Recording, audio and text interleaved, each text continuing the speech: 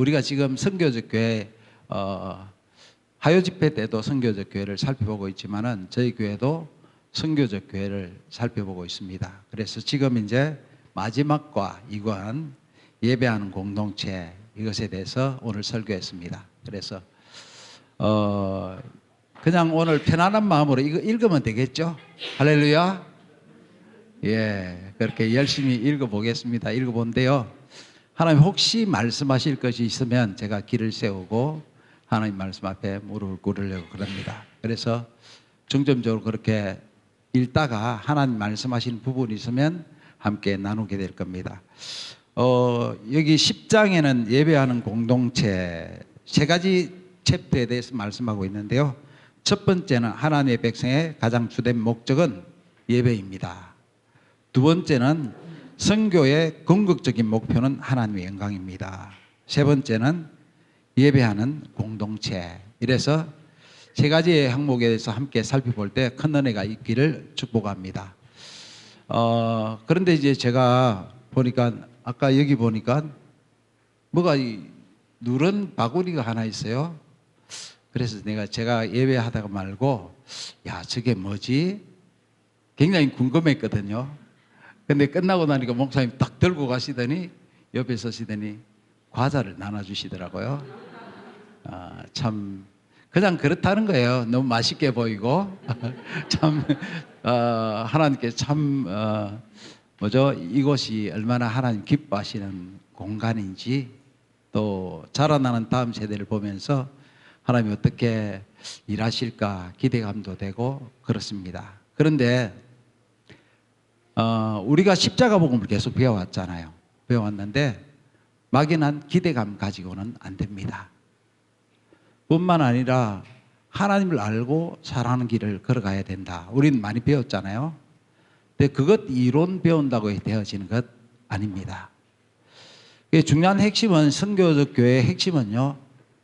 하나님을 알고 사랑하는 것이 전부가 되는 사람에게 주어진 열매가 선교적 교회입니다. 다시 말하자면 이 선교적 교회는 실제적으로 하나님을 알고 사랑하고 주님만으로 만족하기를 열망하고 주님의 뜻을 이루기로 열망하는 사람에게 하나님께서 인도해 내셔서 선교적 교회로 인도하시고 그 열매를 맛보게 하십니다. 그래서 그렇게 될 때까지 하나님의 은혜가 함께하기를 원하는데요. 또 한 가지 중요한 부분이 뭐냐면 하나님의 말씀 앞에 서는 삶인데 하나님의 말씀이 우리 가운데 임하면은 어떤 환경에 있더라도 어떤 상황에 있더라도 그 말씀 앞에 납작 엎드리고 무릎 꿇는 삶입니다. 그게 반드시 되어져야 되는데 사람들이 이건 참 잘 되는 것 같아요. 하나님을 알고 사랑한다. 그러면은 그렇지 하나님이 나를 위해 죽으시고 또 나를 사랑하신다라는 것은 분명히 알 수 있더라고요. 뿐만 아니라 우리가 아무리 하나님을 떠나도 하나님 우리를 어떻게 해요? 떠납니까? 안 떠납니까? 안 떠나신다. 그리고 어떻게 해요? 끝까지 기다려 주신다.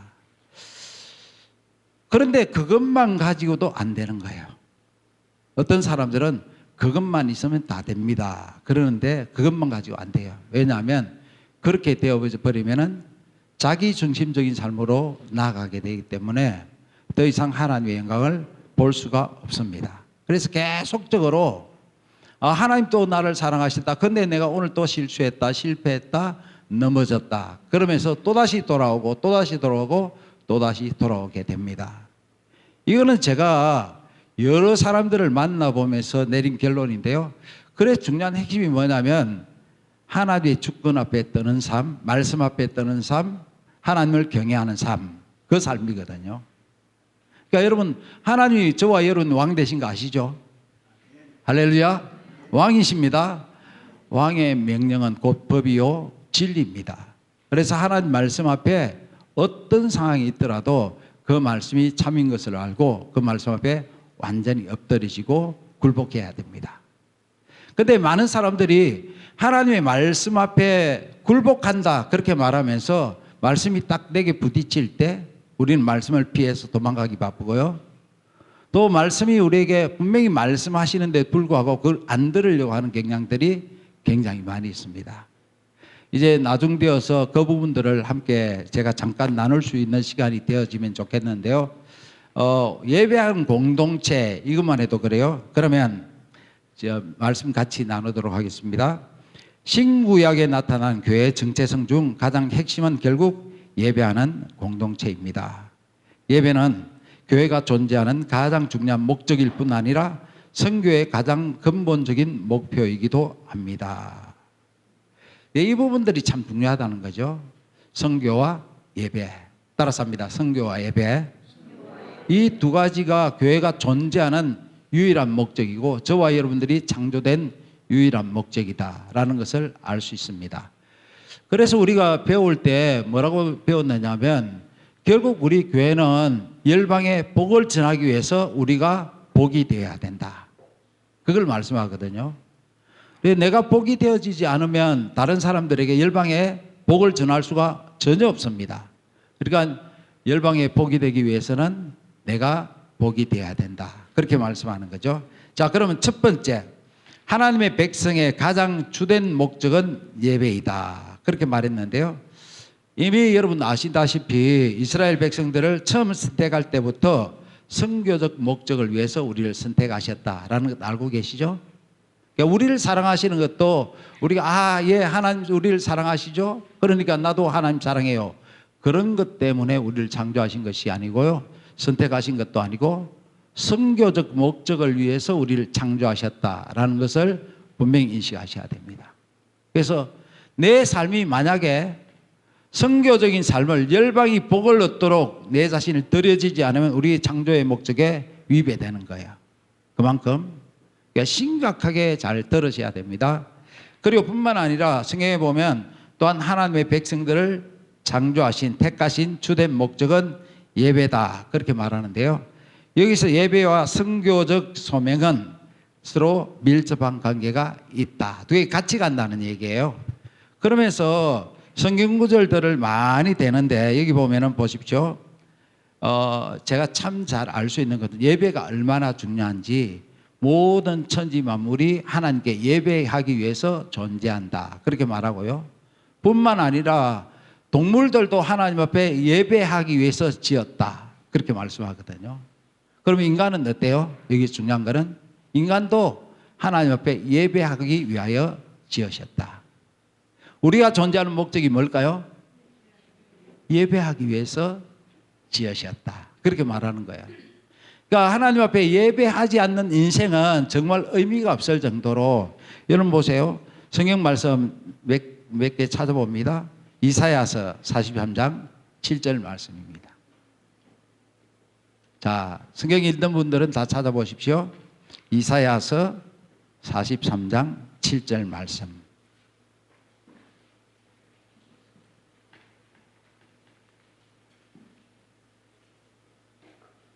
찾으셨습니까? 다 찾아놨죠, 위에. 이걸 뭐 어떻게 열어요? 옆으로. 위로 뜯으려고 그랬는데.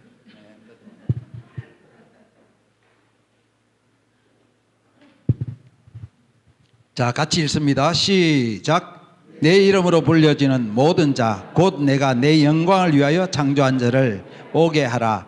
그를 내가 지었고 그를 내가 만들었느니라. 그러니까 이렇게 보면은 하나님께서 내 이름으로 불려진 모든 자, 곧 내 영광을 위하여 창조한 자를 내게 오게 하라. 그렇게 말했잖아요. 그게 뭐냐면 모든 사람들 하나님이 예배를 위해서 창조했다. 그래서 우리는 하나님의 전 앞에서 하나님 발 앞에서 예배해야 될 목적과 의무를 가진 자다. 그렇게 분명히 말씀하고요. 또 마찬가지로 이사야서 43장 20절에서 21절. 자, 같이 한번 읽습니다. 시작.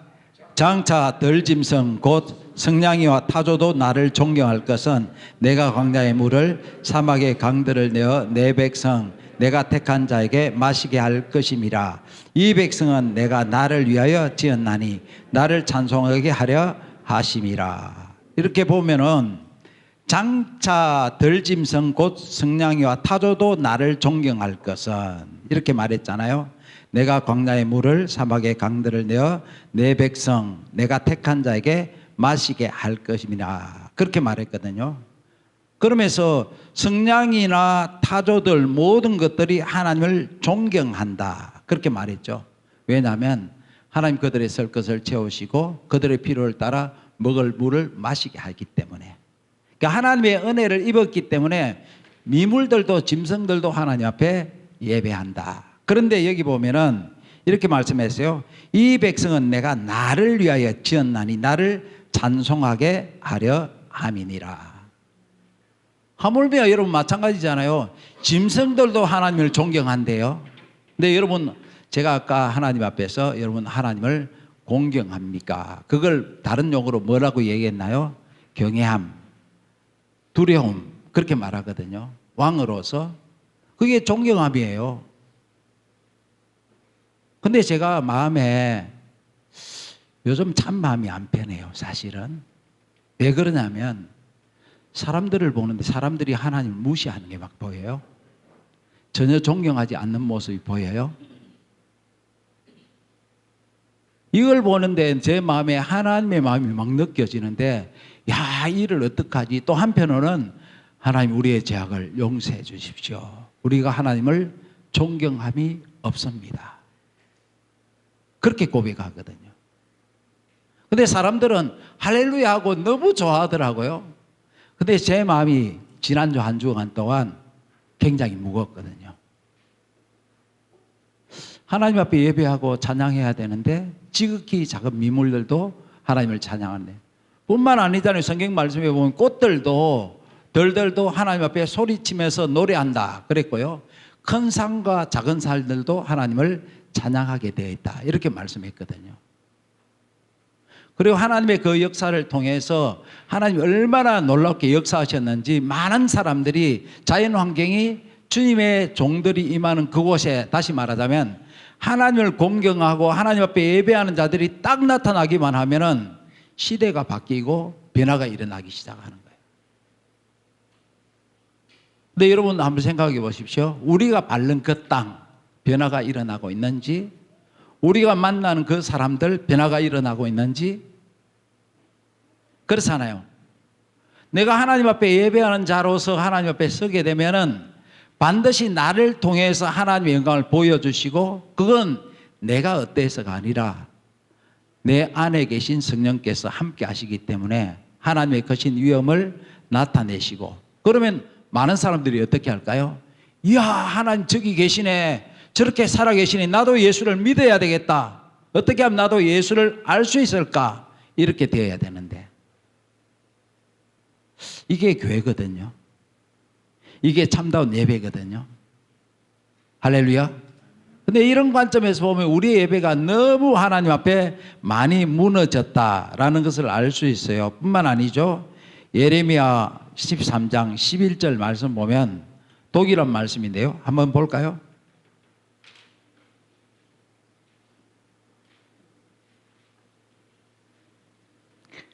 합독합니다. 예레미야 13장 11절. 여호와의 말씀이니라. 네가 사람의 허리에 속한 같이 내가 이스라엘 온 집과 유다 온 집으로 내게 속하게 하여 그들로 내 백성이 되게 하여 내 이름과 명예와 영광이 되게 하려 하였으나 그들이 듣지 아니하였느니라. 하나님 뭐예요? 하나님의 백성을 통해서 내 이름과 명예와 영광이 되게 하셨다. 다시 말하자면 내가 너희들 속에 가면 되겠니? 내가 너희들을 통해서 내 이름의 명예를 나타내면 되겠니? 그렇게 말하는 거죠. 그런데 뭐래요? 우리는 듣지 않겠습니다. 만약 하나님의 말씀 앞에 엎드리기만 하면, 하나님의 주권 앞에 삶을 드리기만 하면은 얼마든지 통치하시고 다스리시고 역사하실 텐데 우리의 고집들이 너무 센 거예요. 우리가 보는 관점들이 너무 많아요. 왜냐하면 자기 중심성, 자기가 원하는 길들, 그래서 자기가 원하는 길들이 아니면 하나님 앞에도 내가 듣지 않겠습니다. 나 못 들은 걸로 할게요. 그렇게 말하거든요. 이런 부분들이 얼마나 많은지, 이거는 제가 우리 시대를, 우리 교회를 보면서 하나님 느끼게 하신 부분이에요. 저는 농소교회에 대해서 잘 모릅니다. 그런데 기도하다 보니까 하나님이 이 말씀은 농소교회도 동일하다 이렇게 말씀하시는 것 같더라고요. 동일하다. 자, 또 한 장 볼까요? 한 장 볼까요? 자, 여기 보면은 우리 오늘 베드로전서 2장 9절 말씀 함께 읽었잖아요. 한 번 더 읽습니다. 같이 읽습니다. 시작. 그러나 너희는 택하신 족속이요 왕 같은 제사장들이요 거룩한 나라요 그의 소유가 된 백성이니 이는 너희를 어두운 데서 불러내어 그의 귀한 빛에 들어가게 하신 이의 아름다운 덕을 선포하게 하려 하심이라. 그러니까 하나님의 아름다움을 선포하게 한다. 이게 찬양받기에 합당하신 하나님께 찬양을 드리는 거거든요. 이건 내가 아니라 하나님 당신의 영광입니다. 그렇게 말하는 거죠. 그래서 우리는 하나님께서 구약의 이스라엘로부터 때부터 모든 열방이 복을 받도록 하기 위해서 부르신 것을 이미 알고 있습니다. 다시 말해서 하나님께 이스라엘을 택하신 목적이 선교적이었습니다. 그래서 교회도 역시 마찬가지로 이 구약의 정체성을 그대로 신약의 교회도 연결되어졌고 뿐만 아니라 이 신약의 정체성의 연결이 어디까지 왔느냐면 실제적으로 우리에게 와 있다라고 말할 수 있어요. 그러니까 구약에는 모든 이 하나님의 백성들을 선택하신 목적이 찬양받기 위한 것이다. 그렇게 말했다면은 이것이 신약의 교회를 통해서 하나님의 영광을 위해서 하나님 자신의 창조 세계를 찬양하도록 지으셨다. 이렇게 말하고 있어요. 아시겠죠? 정말 놀라운 일이죠. 안 보이십니까? 이게 되어져야 돼요. 근데 이제 그러면 보세요. 선교와 하나님 앞에 찬양 드리는 것 둘 중에 어떤 것이 우선이냐 그렇게 물어보거든요. 그런데 중요한 것은 둘 다 중요하다 그렇게 말해요. 선교도 중요하고 뭐도 중요해요? 예배도 중요하다. 그런데 특별히 이 중에 중요한 것이 뭐냐면 예배가 더 중요하다 이렇게 말할 수가 있거든요. 왜 그러냐면 예배는 하나님의 임재와의 만남이고 실제로 하나님의 음성 듣고 하나님의 영광 앞에 서는 것이 예배다 그렇게 말할 수 있잖아요. 그러면 실제로 하나님과의 만남이 없이 어떻게 선교적 삶을 살아갈 수가 있겠습니까? 다시 말할게요. 선교적 삶은 하나님의 예배를 통해서 선교적 삶을 살아갈 수 있는 능력을 부여받는다 그렇게 말할 수 있어요. 무슨 말인지 알겠죠? 그러니까 여러분 우리가 하나님 앞에 예배할 때 열일째 쳐놓고 하나님 반드시 만나야 되거든요. 그러니까 제가 우리 젊은 청년들 얼마 전에도 제가 어느 교회에 가서 잠깐 말씀을 전할 때가 있었어요. 그런데 아이들 보면은 이제 초등학교부터 시작해서 선생님들까지 이렇게 있더라고요. 있는데 이 말씀에 대해서는 마음에 열방이 생기는 게 뭐냐면 사람들이 하나님의 말씀을 대할 때 그 마음이 어떤가를 자세를 보면 실제로 보이는 것 같아요. 그러니까 제가 샘물길 선교에서도 그렇고요. 말씀을 딱 전할 때 마음으로 딱 보면은 마음에 전혀 기대감이 없고 그냥 오늘도 시간이 되었기 때문에 하나님 앞에 나왔다 이런 자세로 딱 앉아있으면 눈에 딱 보이거든요. 그럼 저는 그 다음에 설교 안 해요. 그러고 난 뒤에 반드시 뭐 하느냐면 깨워요. 옆에 깨워라. 그리고 깨워서 뭐 할까요? 다시 마음의 자세를 바르게 하도록 그렇게 깨우거든요. 왜 그래요? 이 예배에 우리가 목숨을 걸어야 된다 이렇게 말하는 거예요. 여러분 주님의 예배에 목숨 걸기를 축복합니다. 왜 그럴까요? 하나님과의 만남이 있어야지만이 실제적으로 우리의 삶에 변화가 일어날 수 있고 하나님과의 만남이 실제 우리의 삶이 어떻게 삶을 살아야 될지 가능하기 때문에 그래요. 그러니까 여러분 보세요. 모든 삶의 목적은 하나님의 영광을 위해서다 그렇게 말씀했잖아요. 근데 하나님 없이 하나님과의 만남이 없이 과연 그게 가능하다고 생각하세요? 절대로 가능하지 않아요. 그러니까 이 하나님 앞에 예배하는 이것이야말로 우리가 전부를 다해서 쏟아부어야 되고 하나님의 임재 앞에서 찬양하더라도 우리의 마음을 다해서 찬양하고 입술을 크게 벌려서 마음과 생각이 일치가 되도록 은혜를 구해야 되는 거예요. 그러면 그렇게 예배하면 하나님 반드시 우리 가운데 오십니다. 오셔서 만나주세요. 하나님의 길을 제시해 주세요. 깨닫게 해주세요. 알게 해주세요. 그러니까 뭘 보면 아느냐면 우리가 진짜로 하나님 앞에 예배하잖아요. 그럼 뭐로 증거할 수 있어요? 증명할 수 있으세요? 삶으로 증거할 수 있어요. 내 삶에 변화가 일어났느냐, 내 삶이 실제로 하나님 앞에 선교적 삶으로 나아갔느냐, 그걸 보면 실제로 예배하는 삶이 되어졌느냐를 볼 수 있는 거죠. 이제 그런 관점에서 본다면은 우리가 하나님 앞에 얼마나 많이 은혜를 구해야 되는지 알 수 있겠죠. 그래서 시편 구약에 보면요, 시편 100편에 1절부터 5절 말씀이 있어요. 한번 볼까요? 시편 100편 1절부터 5절 교독하도록 할게요. 자고 여러분이 한 절씩. 온 땅이여 여호와께 즐거운 찬송을 부를지어다.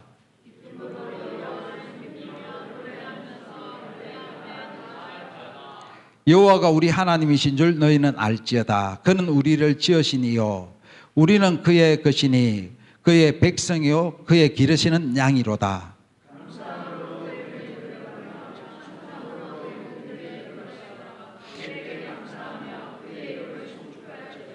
여호와는 선하시며 그의 인자심이 영원하고 그의 성실하심이 대대에 이르리로다. 자, 아멘. 이 구절을 보면요, 하나님께서 이스라엘을 창조하신 목적이 하나님을 찬양하도록 하기 위한 것이다. 분명히 되어 있고요. 그것뿐만 아니라 온 피조물이 하나님을 찬양하게 되어 있다. 이렇게 말하는 거죠. 근데 이 구절을 보면은 하나님의 백성들이 하나님을 찬양할 때 하나님이 이스라엘의 하나님이시라는 것을 온 열방이 그리고 대대로 알게 될 것이라고 분명히 말씀하고 있거든요. 그만큼. 그래서 여러 신학자들도 그 견해에 대해서 동일하게 말씀하고 있는데요. 동시에 존 파이프 목사님은 이렇게 말해요. 자, 잘 들으세요. 예배의 궁극적인 목표는 선교가 아니다. 예배가 궁극적 목표다. 선교는 예배가 존재하지 않기 때문에 존재한다. 사람이 아니라 하나님이 궁극적이에 선교가 아니라 예배가 궁극적인 것이다. 이렇게 말하거든요. 이 말은 무슨 말이냐면 선교도 예배가 없는 선교는 절대로 그것은 바른 선교가 아니다라고 말할 정도로. 그런데 많은 사람들이 선교를 어떻게 이해합니까? 하나님 앞에 서서 예배하는 삶으로 나아가지 않아요. 그냥 자기가 계획을 가지고 하나님 앞에 이렇게 하면 되겠지라고 생각하고 막연하게 선교하는 거예요. 우리 중에서도 어떤 개념이 있느냐면요, 선교는 선교사님들이 하는 것이고 우리는 그냥 여기서 기도해주고 물질만 보태주면 그것이 선교다, 그렇게 말하는 사람들이 굉장히 많거든요. 근데 그건 틀린 거예요. 무슨 말이냐면 우리가 실제로 삶의 영역에 있어서 어떤 삶을 살아가든 간에 우리는 선교적인 삶을 위해서 우리가 이 땅에 태어났다라는 것을 의미해요. 그러니까 내가 가는 그곳에 하나님의 영광이 드러나야 되고 하나님의 원하심이 무엇인지 주시해보고 하나님의 길로, 하나님의 방법대로, 하나님의 뜻대로 삶을 살아나갈 때 그것이 바로 선교적 삶이다, 그렇게 말하는 거거든요.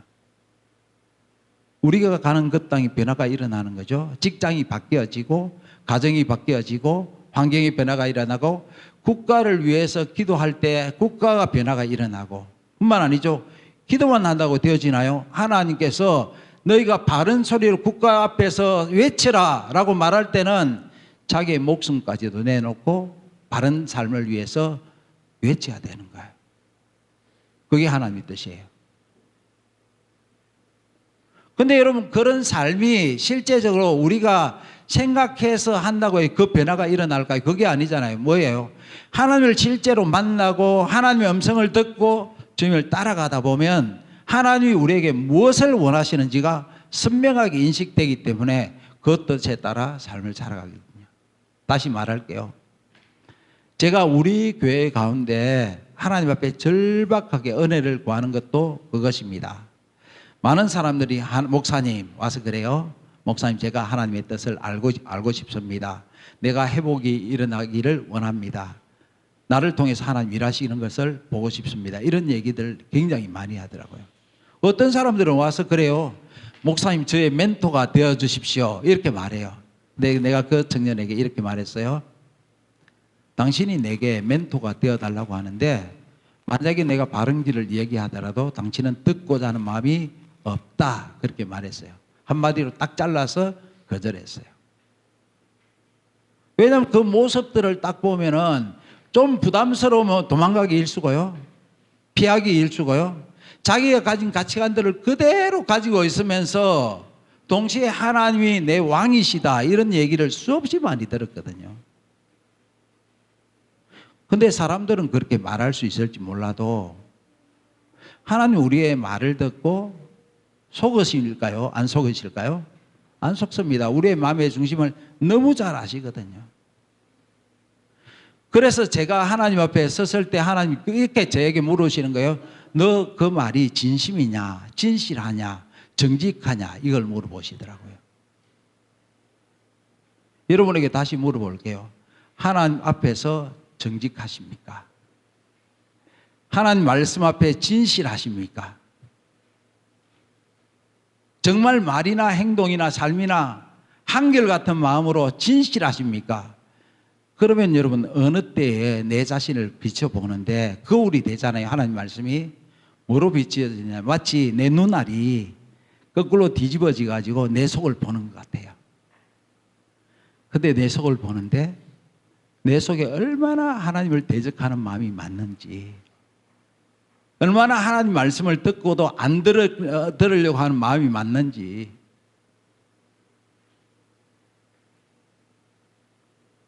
여러분 이게 우리의 모습이라니까요.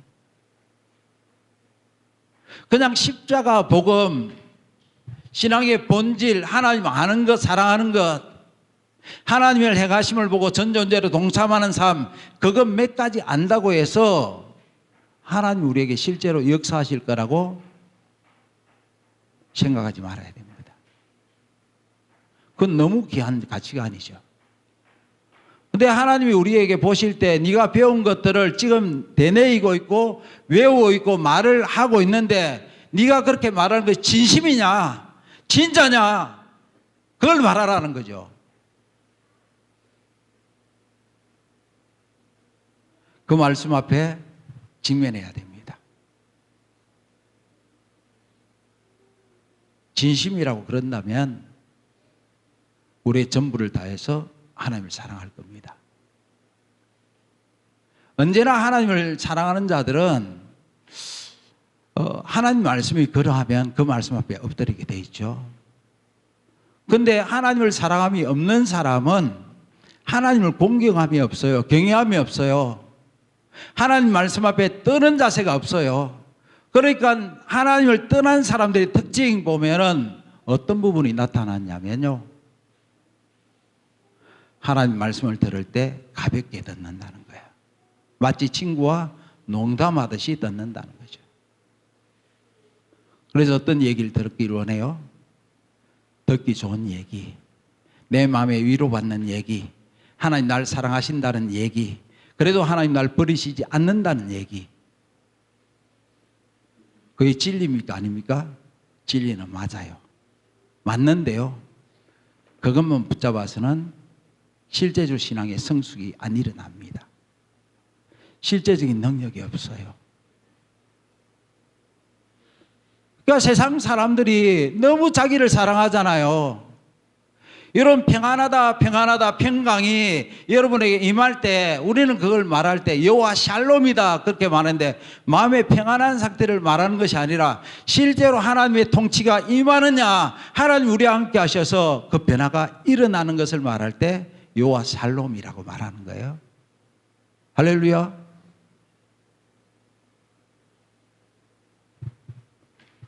근데 마음에 평안하다 이럴 때 궁핍이 도적같이 오고 강도같이 우리에게 어느덧 불현듯 임할 수 있다는 것을 여러분 기억하셔야 돼요. 그러니까 만약에 하나님 우리를 사랑하신다면 우리가 마음에 하나님을 떠난 채로 그대로 놔두시겠습니까? 안 두시는 거죠. 그러면 제가 이렇게 말하면 저보다 사실 우리 박 목사님은 훨씬 더 매섭게 이렇게 말하잖아요. 그런데 저는 요즘 들어서 그 말씀이 생각났어요. 어느 날 여종욱 목사님이 십자가복음을 줄기차게 주구장창 가르쳤어요. 근데 이제 열심히 따라오겠지 하고 막 앞에 가는 거예요. 가는데 어느 날 딱 뒤로 돌아보니까 아무도 안 오더래요. 제 마음이 이런 마음이거든요. 저 설교를 하면 눈물도 흘리고, 목사님 내가 그렇게 되기를 원합니다, 그렇게 말하기도 하고 표현하기도 하고. 근데 여전히 말씀을 딱 나누면 자기의 고집을 가지고 있고 자기 한계를 다 가지고 있어요. 나는 이대로 살 것이야. 목사님 뭐냐면 행동으로 말하잖아요. 입술로는 예 목사님 내가 그러하겠습니다 라고 말을 하는데, 목사님 기도하겠습니다 라고 말은 하는데 행동은 보면 전혀 안 따라와. 뭘 보느냐면, 목사님 나는 안 듣겠습니다, 나에게 듣기 좋은 말을 해 주십시오, 내가 원하는 말만 해 주십시오, 그렇게 말한단 말이에요. 그런데 여러분 보면은 하나님의 부흥으로 임하실 때요, 언제나 그 가운데 하나님의 그 현실을 보면서 통해하는 역사들이 일어나고 난 이후에 하나님께 그곳에 부흥을 이루셨다는 것을 얘기합니다. 말씀합니다. 할렐루야. 그걸 인식을 해야 돼요. 완전한 진리 책을 보니까 우리가 복음적인 진리를 뭐로 받아들이냐면, 지적인 것을 복음적인 진리야 그렇게 말하면서, 우리는 복음주의 교회야, 왜 지식이 있으니까 그렇게 말한대요. 그런데 한쪽에서 말하기를 우리는 성령의 능력이 있기 때문에 우리는 복음적인 교회야 그렇게 말하는데, 두 개 다가 같이 가야 되는 거죠. 그런데 중요한 것은 뭐냐면, 하나님의 말씀이 임할 때 그 정말 거친 광야 가운데서 하나님의 역사가 훨씬 많이 일어났다는 거예요. 아세요? 교회는 세상에 반대하고 세상의 가치관 가운데 그렇게 있지 아니하고, 오늘 우리들의 모습 속에서 하나님 앞에서 어떤 걸 원하십니까? 위로받기를 원하십니까? 세상은 그래요. 위로하는 설교를 하면 교회가 부흥될 것이다, 격려하고 사람들에게 다 잘 될 거야 라고 말한다면, 교회는 사람들로 인해서 많은 은혜를 이룰 것이다 그렇게 말하거든요. 그런데 여러분 그거 아세요? 80년대까지 교회가 왕성해지기 시작했어요. 그런데 그 왕성해진 데 가운데서 제일 많이 부흥했던 교단이 어디냐면 감리교거든요. 그 당시에 감리교는 어떤 상황이었느냐면, 존 웨슬레를 비롯해서 모든 세계를 다니면서 그들은 안전을 생각하지 않았고요, 뿐만 아니에요, 태풍이 불고 비바람이 몰아치더라도 그때 사람들의 마음속에는 비바람이 몰아 이렇게 많이 오고 태풍이 몰아칠 때 올 수 있는 거는 두 개밖에 없는데, 첫 번째 하나는 까마귀들이 올 것이고, 두 번째로는 이 감리교 선교사들이 오게 된다 이렇게 말할 정도로, 그들은 모든 삶을 들여서 하나님 앞에 비가 오든 눈이 오든 핍박을 받든 고난이 받든 하나님 나라를 위해서 계속적으로 나아갔다는 것을 볼 수가 있습니다. 마찬가지거든요. 오늘날 교회가 왜 하나님의 영광이 무너졌느냐, 저는 그렇게 생각해요. 뭐냐면 너무 평안하다, 축복받아라, 은혜 받아라, 능력 받아라, 이것만 가지고 삶을 살다 보면 주님을 위해서 헌신하고 주님을 위해서 고난받고 주님을 위해 삶을 사는 것을 덕거리로 여기는 그 삶이 우리에게 너무나도 많이 함몰되어졌기 때문에 오늘 우리는 복음을 완전히 잃어버렸어요. 이런 마찬가지거든요. 하나님께 예배하는 삶도 마찬가지거든요. 여러분들이 하나님 앞에, 우리가 하나님 앞에 예배할 때 어떤 마음으로 예배 드리십니까? 어떤 마음으로, 어떤 생각으로? 솔직히 해줍시다. 은혜 받아서 뭐 하려고요? 능력 받아서 뭐 하려고요? 내 삶이 잘 되고, 내 가정 좀 회복되고, 내가 원하는 것 좀 이루어지고, 그겁니까?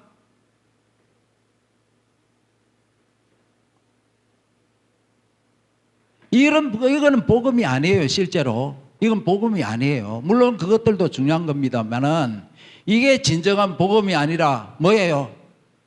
우리가 하나님께 예배하는 삶이 뭐로 나가야 돼요? 선교적인 삶으로 나가야 되는 거예요. 그러기 위해서 뭐예요? 교제도 있고 양육도 있는 거예요. 어디로요? 예배와 선교로. 다시 말해서 가장 우선순위는 하나님 앞에 예배하는 교회가 되어지고 하나님과 만나는 삶이 되어지고 하나님의 주권 가운데 온전히 엎드리는 삶이 되어져야 된다. 그걸 말하는 거예요. 자, 여러분 보십시오. 하나님께서 이스라엘 백성들을 애굽 땅에서 어디로 이끌어내셨어요? 젖과 꿀이 흐르는 어디로요? 가나안 땅으로. 그런데 이스라엘 백성들은 날마다 하나님 앞에서 그들은 광야 가운데 이끌어내셨을 때 제일 먼저 성경 말씀에는 저들을 내게로 인도하였나니, 그래서 하나님과의 관계로 인도했자 있잖아요. 그게 중요한 핵심적인 요소죠. 그러니까 하나님의 사랑의 관계가 있다면은 그 다음에 무엇을 생각해야 되느냐 하면 하나님이 무엇을 원하시는지 세상 사랑을 완전히 빼야 되는 거죠. 그게 뭐예요? 자기예요. 우상이에요. 근데 이스라엘 백성들이 계속적으로 자기 속에 있는 우상을 빼내지 못해서 뭐라고 얘기합니까?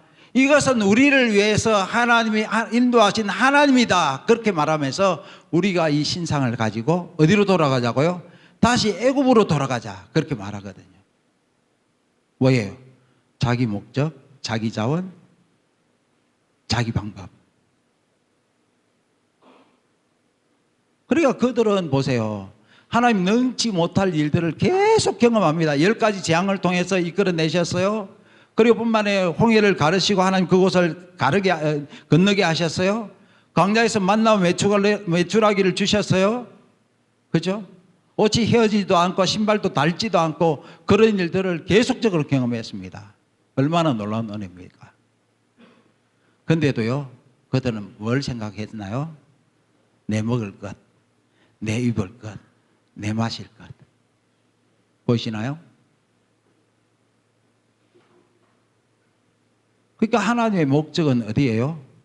가나안으로 데려가서 하나님의 영광을 열방 앞에 드러내기를 원하시는데, 근데 뭐예요? 아이고, 내 먹을 것도 없고 내 마실 것도 없고 내 감정도 없고 어떻고 내 느낌도 어떻고. 언제까지요? 끝까지 자기를 안 내려. 그래서 제가 말씀드린 거예요. 자기가 진짜 안 내려지잖아요. 그러면 하나님이 우리를 통해서 일하시는 것은 포기해야 됩니다. 포기해야 된다니까요. 근데 이걸 딱 보는데 제 마음에 하나님의 마음이 느껴지더라고요. 하나님의 아픔이, 하나님의 눈물이. 근데 우리는 뭐라고 생각해요? 하나님 마음은 그건 난 모르겠고, 하나님의 눈물은 모르겠고, 내 설 것, 내 필요, 내 감정, 내 위로.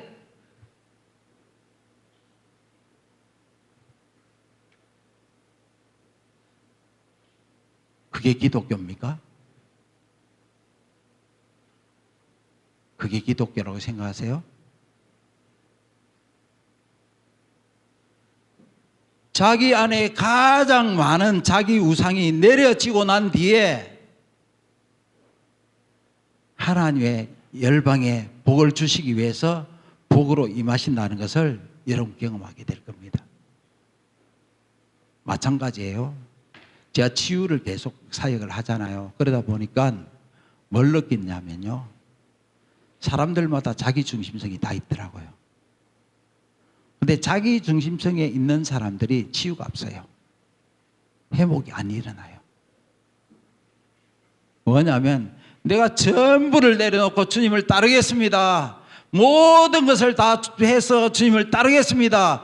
그러고 하나님 말씀 앞에 딱 엎드리고 삶을 살아갈 때 실제로 하나님이 그때부터 은혜를 부으시고 역사하기 시작합니다.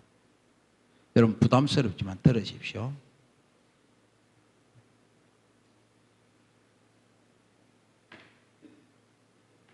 진짜로 여러분 우리 삶의 영역에 있어서 하나님 영광을 보시기 원하십니까? 처음 주님 만날 때 어떤 삶이었어요? 어떻게 고백하셨어요? 예수만이면 됩니까? 예수로만 만족합니까? 내가 주를 위해서 죽어도 살아도 주를 위해서 살겠노라고 그렇게 결단하셨습니까? 그 하늘을 봐도 울고 땅을 봐도 울고 길거리 가면서 어떻게 하면 내가 주님의 영광을 위해 살 것인가, 어떻게 하면 하나님의 은혜 가운데 살 것인가 고백하고 사셨습니까? 지금은요? 지금은 어떤가요? 우리 솔직해지자고요. 솔직해. 지금은 어떤가요?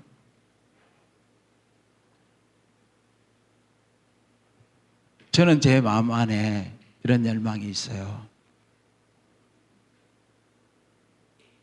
하나님, 이 세월이 너무 악합니다. 그래서 세월을 아끼기를 원합니다. 사람들을 많이 봐요. 복음으로 시작했다가 육체로 마치는 사람들이 참 많더구만요. 젊은 시절에는 내가 주를 위해 헌신하고 주님의 뜻만을 위해서 하나님으로 만족하고 삶을 살아왔던 사람들이 나이가 들고 은퇴할 쯤에 되어서 자기 것 챙기기 시작하고, 뿐만 아니죠. 어떤 사람들은요, 그렇게 열심히 사역하고 이랬던 사람들조차도요, 은퇴하고 나니까 교회조차 안 나가. 근데 그분들이 가르친 게 뭔지 아십니까? 예배를 중요시하라. 하나님 앞에 드리는 예배가 목숨이다. 그렇게 말했거든요. 근데 은퇴하고 나니까 그런 삶이 없어. 내가 이제는 좀 더 즐겨야 되겠다. 좀 더 누려야 되겠다. 그래 좋은 차도 사고. 그럼 이게 뭐예요? 가르친 것들이? 내가 거짓말했다는 얘기잖아요. 내가 사기쳤다는 얘기잖아요. 여러분, 우리에게 하시는 말씀은 똑같아요. 하나님 주시는 말씀이. 진짜 처음 가졌던 그 마음들 변함이 없습니까?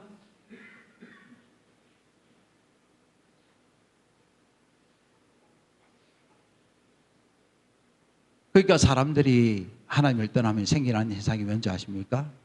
내게 좋은 말을 해다오. 듣기 좋은 소리를 해다오.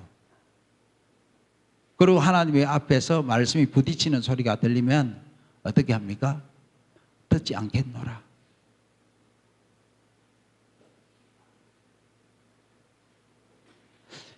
이 말씀을 제가 주일날 말씀을 전했는데 오늘 오전 예배 때 모든 게 똑같지는 않아요, 물론. 근데 농소계 앞에 딱 섰는데 하나님이 이 말씀을 그대로 전하라 하시는 것 같더라고요. 그대로.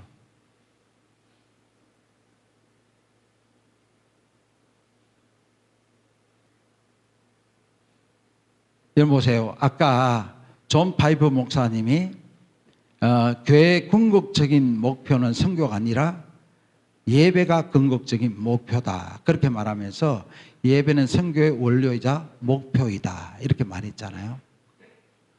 그러니까 하나님과의 만남이 있으면은 삶이 선교적 교회로 가게 돼 있다는 얘기죠. 하나님의 영광을 나타내고 드러내고 다른 사람을 이 자리로 초청하는 그 자리로 반드시 가게 되어져 있습니다. 할렐루야. 또 마찬가지 존 스토도 마찬가지로 하나님의 영광은 하나님의 계시며 그의 은혜의 영광은 하나님이 자신을 은혜로운 하나님으로 드러내시는 것이다. 그래서 그의 은혜의 영광을 찬미하고 사는 것은 우리가 은혜로운 하나님이신 그분의 말과 행동으로 경배하는 것이고 다른 사람들도 그분을 보고 찬양하게 하는 것이다. 그렇게 말해요. 이게 바로 구약에서 이스라엘을 향한 하나님의 목적이다. 이렇게 말하거든요. 예배와 선교 어떤 것이 중요하나요? 예배가 가장 중요하지만은 반드시 같이 가야 될 건 뭡니까? 선교이다. 이렇게 말하는 거예요. 여기서는. 자, 두 번째, 선교의 궁극적인 목표는 하나님의 영광입니다. 선교의 궁극적인 목표는 하나님의 영광인데요. 보편 역사의 목표인 앞으로 완성될 새하늘과 새 땅의 모습을 보면 우리가 이 점을 명확하게 볼 수 있습니다. 그런데 우리가 이 사실을 기억하고 유념하는 것이 매우 중요한데, 그것은 우리의 삶의 방향뿐 아니라 우리 선교의 방향을 올바로 잡아줄 것이기 때문이다. 그런데 우리의 하나님의 구속의 궁극적인 목표가 뭐냐? 한 4가지가 있는데요. 첫 번째는 그때 하나님이 아는 지식이 온 땅을 충만하게 될 것이다. 그게 뭐냐면 하나님이 이 땅에 도래하실 그날, 하나님의 영광으로 함께 하실 그날 모든 만물들은 다 하나님을 알게 될 것이다. 이렇게 말하는 거예요. 할렐루야. 그래서 여기 보면은 하나님의 구속이 완성될 때 우리가 이미 살펴본 구약에서부터 연된 하나님의 약속이 다음과 같이 성취될 것입니다. 자, 이사야 11장 9절 말씀 한번 봅니다. 이사야 11장 9절 같이 읽습니다. 시작. 내 거룩한 산 모든 곳에서 해됨도 없고 상함도 없을 것이니 이런 물이 바다를 덮은 같이 여호와를 아는 지식이 세상에 충만할 것임이니라. 하나님 아는 지식이 세상에 충만할 것이다. 그렇게 말했죠. 하박국 2장 14절 말씀 같이 읽어봅니다. 시작. 하박국 2장 14절 시작. 예, 안 나왔네요. 예, 하박국 2장 14절은 제가 읽겠습니다. 이는 물이 바다를 덮은 같이 여호와의 영광을 인정하는 것이 세상에 가득함이라. 그리고 앞으로 이루어질 그 나라를 요한계시록으로 이렇게 표현합니다. 요한계시록 5장 13절입니다. 같이 읽습니다. 찾으셨어요? 같이 읽습니다. 시작.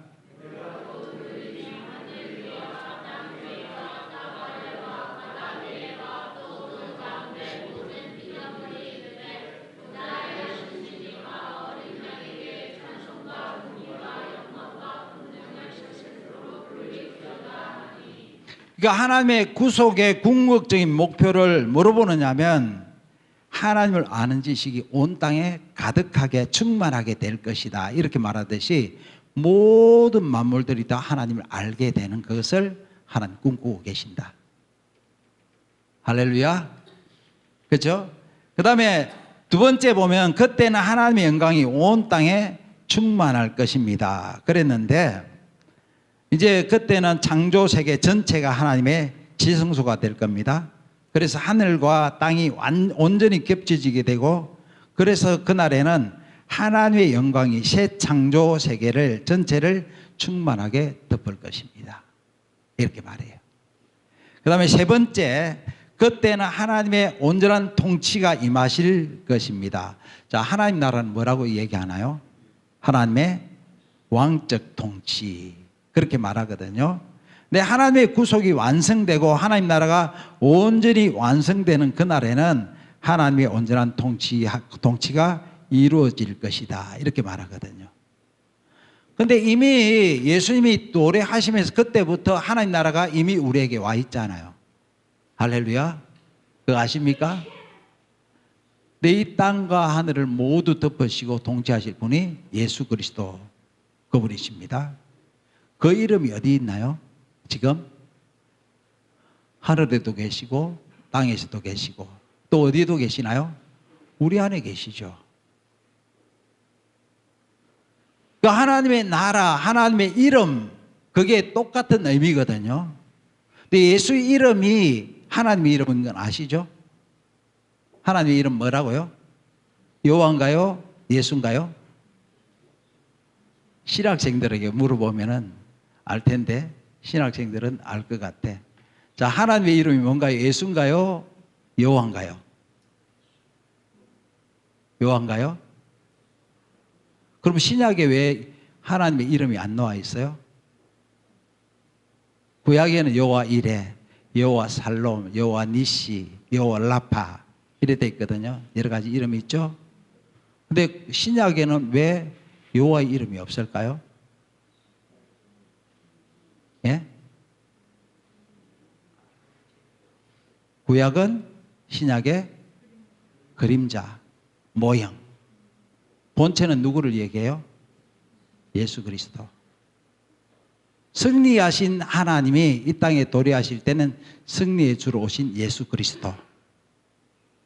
그렇죠? 여호와 이레의 하나님으로 오실 때도 예수님이 우리를 위해서 하나님께서 예수 그리스도를 예비하시고 준비하셨잖아요.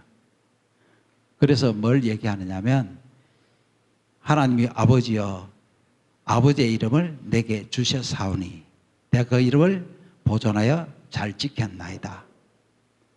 그럼 아버지의 이름을 내게 주셨사오니 그 이름 누구를 얘기해요? 예수라는 이름으로 와 계시죠. 성령님의 이름은 뭘까요? 이 신학적인 건데 뭘까요? 성령님의 이름은? 여러분 기도할 때 누구의 이름으로 기도해요? 예수님의 이름으로. 성령 내 이름으로 보내실 보혜사 누구예요? 성령. 그 이름은 누구라고요? 예수.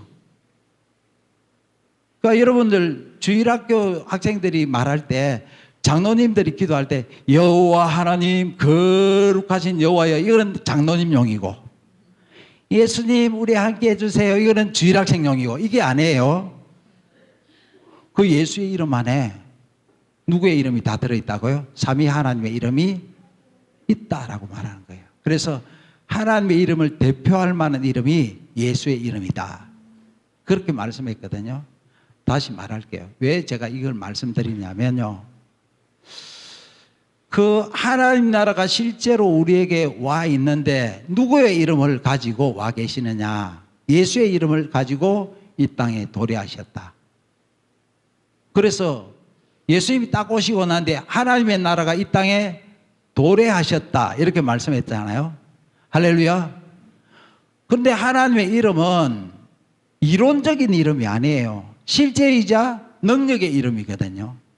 그래서 우리가 이름으로, 그 이름으로 기도하면 귀신도 쫓겨나가고 하나님의 역사들이 일어나기도 하고 하나님의 온전하신 구원이 우리에게 이루어지기도 하는 거예요. 이거는요, 저와 여러분들이 성령으로 비춰져야 돼요. 할렐루야. 그래서 성령으로 딱 비춰지잖아요. 이야, 내 안에 계신 예수의 이름이 얼마나 위대한 이름인지 하늘과 땅 아래에 있는 모든 이름이 예수의 이름 앞에 무릎을 꿇게 하시고 모든 사람들이 다 주를 그리스도라고 인정하고 주인으로 인정하고 받아들이게 되는 거죠. 다시 물어볼게요. 여러분 보세요. 예수님이 바다를 잠잠케 하셨어요. 그런데 예수님이 바다를 잠잠케 하실 때 하나님 앞에 하나님 제발 부탁인데요. 바다 좀 잠잠케 해주세요. 이렇게 말했어요. 아니면 바다야 잠잠하라 했어요? 왜 그럴까요? 예수님 안에 하나님 나라가 함께하고 계셨기 때문에 실제로 왕친적인 통치가 그 안에 있었단 말이에요. 할렐루야. 그걸 잘 받아들여야 돼요. 그러니까 이 비밀들을 저와 여러분이 정말 잘 알면은 능력 있는 그리스도인의 삶을 살 수가 있을 건데.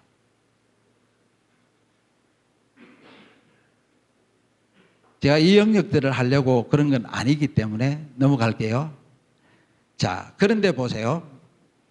하나님 나라는 신적인 통치, 왕적인 통치가 임하는 나라이다. 이렇게 말했는데 그 나라에는 하나님의 통치가 온전히 이루어지고 하나님 성경이 말하는 모든 예언들이 그대로 이루어진다. 이렇게 말하잖아요. 그러니까 이거는 정말 놀라운 비밀이거든요. 그래서 우리에게도 뭐라고 말씀하시냐면 나를 믿는 자는 내가 하는 일도 저도 할 것이요 이보다 더 큰 일도 하리니. 맞아요? 아니에요? 아니 예수님이 하는 일을 우리도 한다고요. 맞아요? 아니에요? 그보다 더 큰 일도 한다고요. 맞아요? 아니에요? 왜요? 예수의 이름을 가지고 하나님의 나라가 어디에 계신다고요? 우리 안에 계시기 때문에 이게 성령으로 믿어져야 돼요. 근데 그때는 하나님께서 완전한 구원을 이루실 때에 그때는 완전한 통치가 이루어지지만은 이미 예수를 주인으로 모시고 함께하는 자들 가운데 내가 예수의 이름으로 명할 때 귀신도 쫓겨나게 되고 하나님의 새로운 역사들이 온전히 나타나게 되어 있을 뿐만 아니라 하나님 우리에게 명하신 모든 것들을 지킬 수 있는 능력도 우리에게 주신다. 이게 믿어져야 돼요. 알겠죠? 안 믿어지면 안 된다니까요, 이거. 여러분, 예수님이 진짜 살아계세요? 인표, 예수님 진짜 살아계셔?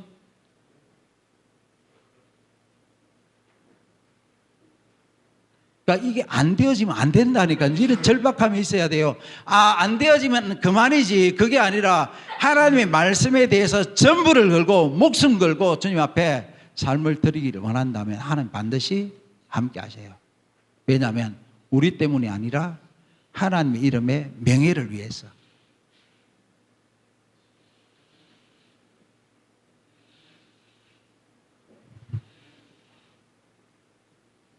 자, 여러분 보면은 고린도전서 15장 28절에서 이성현 교수가 이렇게 말합니다.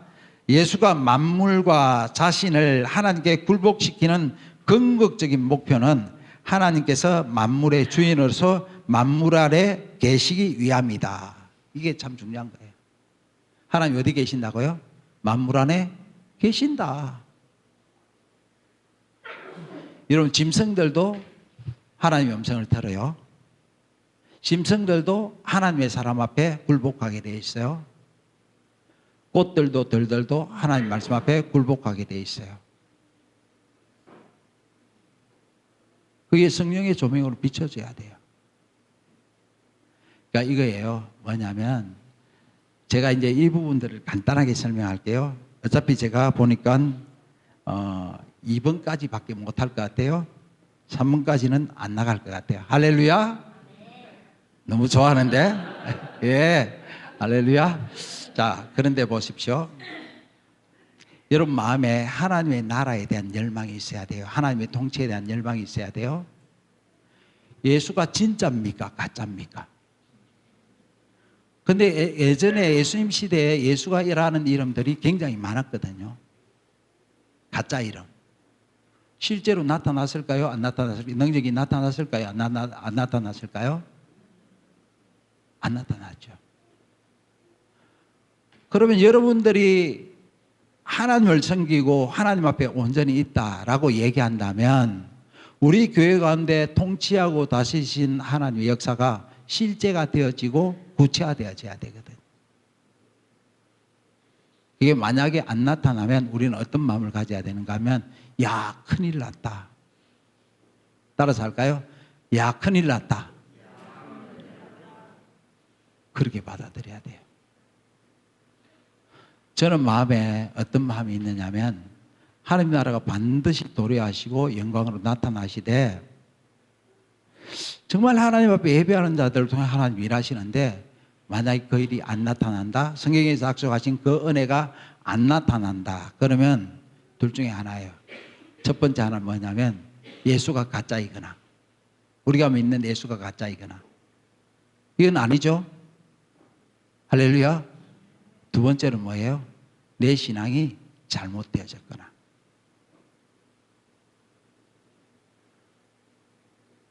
그러니까 세상을 변화시킬 능력이 우리 안에 있고 우리 삶을 변화시킬 수 있는 능력이 우리 안에 이미 있다니까요.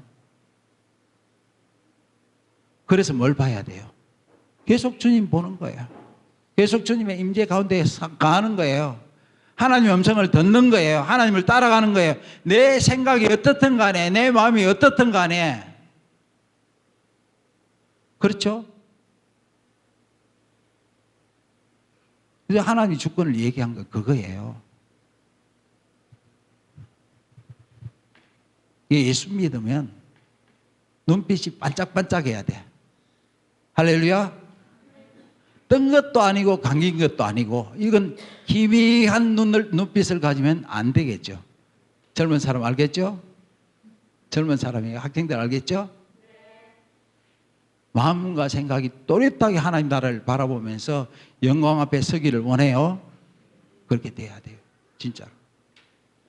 제가 목회를 하기 전에 전도사 시절에 목사님에게 참 하나님 많이 일하셨거든요. 우리 부흥사였는데 그분 목사님이 참 많이 하나님 일하셨다고 그렇게 말씀하셨어요. 내 집회만 갔다 오면 계속해서 저를 갈는데 공식적으로 갈더라고요. 뭐라고 얘기하느냐면, 야, 이 전도사 오늘 이번에 갔는데 어떤 일이 일어났고 안전뱅이가 일어났고 소경이 눈 뜨고 어떤 때는 보면 예수 이름으로 뭐 부도 났던 거 말하자면 물건이 잃어버렸는데 예수 이름으로 돌아오라 그랬더니 그 다음날 돌아왔대. 그때는 CCTV도 없던 시대인데. 그러면서 말하는 게 뭐냐면, 야, 내 속에 있는 예수는 미제고 이전도 사람 속에 있는 예수는 뭐 이상한 건가? 막 이런 얘기를 해요. 그건 아니잖아요. 제 마음속에 열망이 생겨서요. 주님, 제가 주님 앞에서 열망하는데 하나님 나라가 진짜 계신다는 것을 내 눈으로 목격시켜 주십시오. 내게도 살아계신 예수가 실제라는 사실에 대해서 알게 해 주십시오. 내가 그렇지 않으면 주님을 절대로 놓을 수 없습니다. 그래 하나님 앞에 얼마나 기도했는지 몰라요. 얼마나 절박하게 기도했는지 몰라요. 근데 어느 날 순간적으로 뭐가 느껴지느냐면, 아, 예수가 왜 살아계신 하나님의 이름인지 그게 내 눈에 선명히 깨달았거든요. 알게 됐거든요. 그리고 그런 믿음을 토대로 해서 주의 이름으로 예수의 이름으로 명하고 예수님 말씀하신 그대로 선포할 때 하나님의 역사가 얼마나 많이 일어났는지 똑같아요, 여러분. 그날에는 하나님께서 온전히 우리의 가운데 통치로 나타나실 것이다. 할렐루야.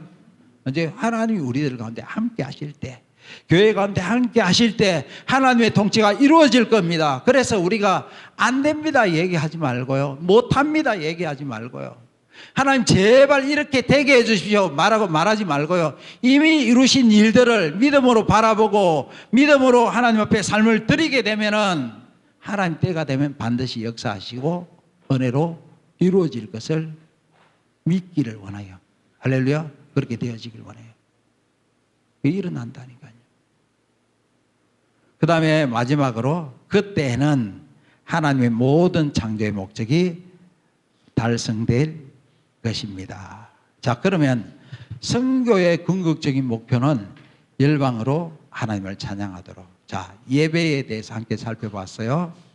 예배에 대해서 살펴보고 지금 이제 2장에서는 뭘 보느냐면, 선교의 궁극적인 목표는 하나님의 영광입니다. 이렇게 말했잖아요. 중요한 건 뭐냐면 선교만 하더라도 누가 임해야 된다고요? 성령께서 영광으로 임하셔야 된다. 우리도 하나님의 영광을 반드시 경험해야 된다. 이렇게 말하는 거예요. 그런데 우리가 경험할 뿐만 아니라 선교의 목적은 열방으로 하나님을 찬양하는 데 있다. 자, 여러분 우리에게 하나님의 영광이 나타났다. 그럼 그거 가지고 뭐 하게요? 봐라 임마 자식아, 내가 얼마나 대단한 사람인 줄 아냐, 내가 얼마나 하나님의 종인 줄 아냐, 이것 자랑하려고 하는 것이 아니라 그 하나님의 살아계신과 하나님의 통치의 능력을 어디까지 나타내야 된다고요? 열방으로 하여금 알게 하는, 거기 가야 돼요. 그래서 여러분 보세요. 제가 말씀드렸잖아요. 만약에 자기 중심적인 자리에 그대로 있으면서 지금 가나안에 가서 그들을 변화시킬 수 있는 사람은 한 사람도 없어요. 그래서 하나님은 하나님이 임하실 만큼, 하나님의 영광으로 도래하실 만큼, 하나님이 함께할 만큼 모든 가치관과 삶들이 완전히 변화된 사람들을 원하시는 것이 믿음의 세대를 세운다는 얘기예요. 할렐루야. 그러니까 이런 얘기예요. 여러분들 지금 이제 이렇게 있잖아요. 그러면 하나님께 예배하는 이 삶이 어디까지 가야 되는가? 내가 실제로 하나님을 따라가고 하나님이 우리에게 복이 되셔야 돼요. 이 말은 무슨 말이냐면 하나님 그분이 우리 속에서 나타나시고 하나님이 찬양받으실 하나님으로 나타날 뿐만 아니라 여기 말하자면 선교의 궁극적인 목표가 열방으로 하나님을 찬양하도록 하는 것이다 라는 말은 다른 사람이 볼 때 하나님 정말 살아계시네, 하나님 정말 역사하시네, 하나님 정말 지금도 일하고 계시는 것을 보면서 모든 사람들이 주님을 찾게 하기 위한 것이다 이렇게 말해요. 자, 여러분 이 부분들을 위해서 저와 여러분 선명히 봐야 되는 건 뭐냐면 성령으로 저와 여러분들에게 이 삶이 나타나도록 은혜를 구해야 돼요. 할렐루야. 저는 이제 말씀을 맺겠는데요. 맺기 전에 간단하게 말씀드릴게요. 자기 중심적인 자리에 있어서는 하나님을 경험할 수 없다 했잖아요. 용서만 하더라도 그래요. 하나님의 사랑을 받고 우리가 하나님 앞에 설 때 용서에 대해서 얘기하잖아요. 그럼 대부분의 사람들이 뭐라고 얘기하느냐면 목사님 말씀은 옳은데요, 그래도 내가 용서가 안 돼요. 그 여자 그거요 쳐다도 보기 싫어요. 그럼 내가 또 얘기하죠. 성경 말씀에 용서를 말씀하셨잖아요. 그러니까 용서하셔야 돼요. 목사님 잘 안 되네요. 그래도 하셔야 돼요. 목사님 생각해 볼게요. 그러더니 교회 안 나왔어. 사랑도 마찬가지예요. 사랑할 수 없는 사람을 사랑하는 것이 십자가의 능력이에요. 맞죠? 우리는 보세요. 용서만 하더라도 그 조그마한 거 내게 좀 잘못 범한 사람 용서 못 한다니까요. 사랑도 마찬가지로 다른 사람을 사랑하라, 원수도 사랑하라 그랬는데 우리가 사랑할 수 없다는 것을 선명히 알잖아요. 그런데 여러분, 그래서 중요한 것이 뭐냐면 하나님의 영광 앞에 서보는 거예요. 내가 아까 얘기했잖아요. 내 눈을 거꾸로 휘떡 뒤집어 가지고 내 속을 보라. 그러면 어때요? 내 안에 사랑이 없음을 아는 거죠. 근데 그 사랑이 없는데 내가 어떻게 사랑할 수 있겠습니까? 주님, 나는 이것을 할 수 없어요 라고 말할 때 주님이 뭐라고 말씀하세요? 로마서 5장 8절의 말씀처럼 우리가 아직 죄인 되었을 때 그리스도께서 우리를 위하여 죽으심으로 우리에 대한 하나님의 사랑을 확증하셨느니라. 내가 사랑받을 수 없는 존재인데 하나님 나를 위해서 십자가 위에서 이렇게 죽으셨다라는 것을 생각하면 다른 사람을 사랑할 수 있는 것은 간단한 일이 됩니다. 용서도 마찬가지죠. 성경 말씀 속에서 1만 달란트 빚진 자 비유를 보면서 누가요? 내가 1만 달란트 빚진 자다. 평생 갚아도 다 못 갚고 대대로 자손 대대로 영원히 갚아도 다 못 갚을 이런 빚진 자가 내가 아닌가. 그런데 100데나리온 빚진 자를 용서하지 못한다는 것이 무슨 말이냐. 하나님의 용서를 알지 못하는 거로. 그래서 용서의 자리로 가는 거야. 이거예요. 하나님이 내게 비춰주세요. 성령님 내게 알게 해주세요. 깨닫게 해주세요. 계속적으로 그렇게 은혜를 구하고 하나님 앞에 은혜를 더 구하는 거예요. 그리고 기도하는 자리로 가는 거예요.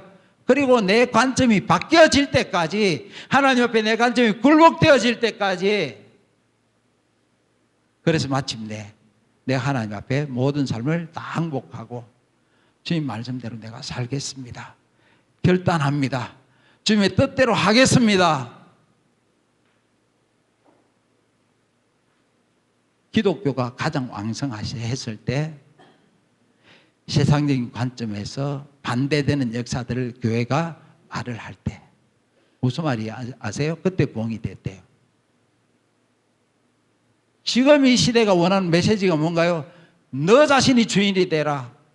너도 너 자신을 기쁘게 하고 너 자신의 필요를 네가 채워라. 이렇게 말하는데 사실 그 말이 가짜 복음이거든요.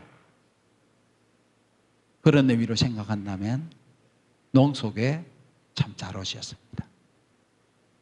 여러분, 자기를 위하지 마십시오. 자기를 기쁘게 하지 마십시오.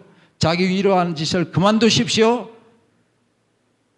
그 얘기를 바른 가치관들의 복음을 증거할 때 실제로 교회가 교회될 것이고, 실제로 다른 모든 사람, 믿지 않는 사람, 그래 맞아 저게 복음이야 라고 하나님 앞에 돌이키게 되고, 그게 생명이 있고 은혜가 있고 하나님의 생명이 있다는 것을 저와 여러분들이 분명히 인식하고 주님 앞에 서기를 축복합니다.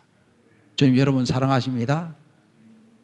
사는 자에게 하나님 더 큰 은혜를 부으십니다. 예배하는 자리로, 하나님 말씀 앞에 서는 자리로 가기를 예수님 축복합니다. 예, 말씀 뵙겠습니다. 찬양하죠.